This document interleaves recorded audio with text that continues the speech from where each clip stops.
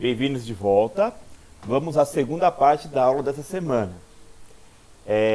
Em 15 de novembro de 1889, praticamente um ano depois da libertação dos escravos, né, da Lei Áurea, em nosso país, que foi o último país a declarar a liberdade dos negros, né?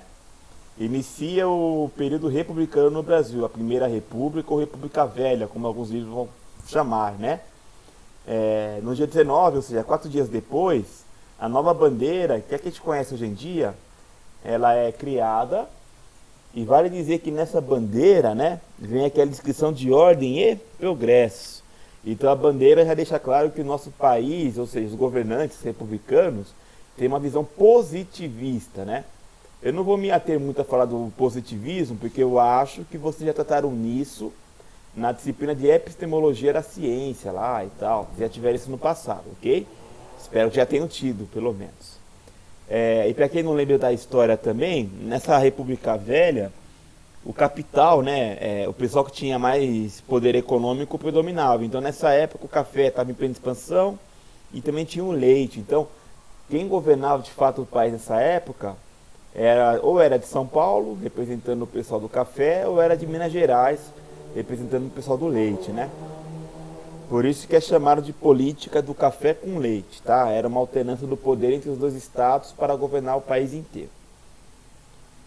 Como é que era a educação nesta época? Então é a partir da Primeira República que a educação de fato se torna laica, né? Então aqui eu tenho um trechinho, alguns artigos da Constituição, da Carta de 1891, no que concerne à educação.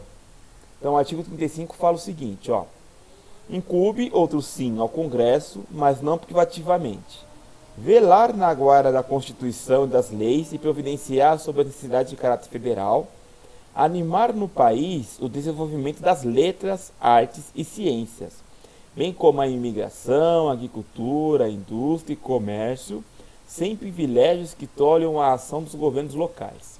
Criar instituições de ensino superior e secundário nos estados.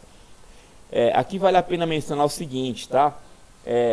O ensino primário já existia, né? Embora não atingisse todo mundo, mas ele era muito mais presente, e o secundário ainda atingia muito pouca gente. Tá, então a ideia era expandir o ensino secundário mesmo, tá?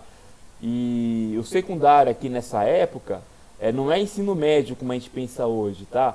O secundário seria a segunda metade do fundamental, equivalente mais ou menos à sexta, sétima, oitava e nona série atual, mais o ensino médio, tudo bem? Então isso era o que é chamado de secundário nesta época. E o quarto ali é prover a instrução secundária no Distrito Federal. Aqui vale uma outra ressalva, tá? Quando a gente fala de Distrito Federal hoje, nós estamos acostumados a falar de Brasília. Nesta época, a capital do Brasil não era Brasília, era o Rio de Janeiro. Ok? Bom, no artigo 72, ele está falando que será leigo. Esse leigo é no sentido de laico, tá? O ensino ministrado nos estabelecimentos públicos.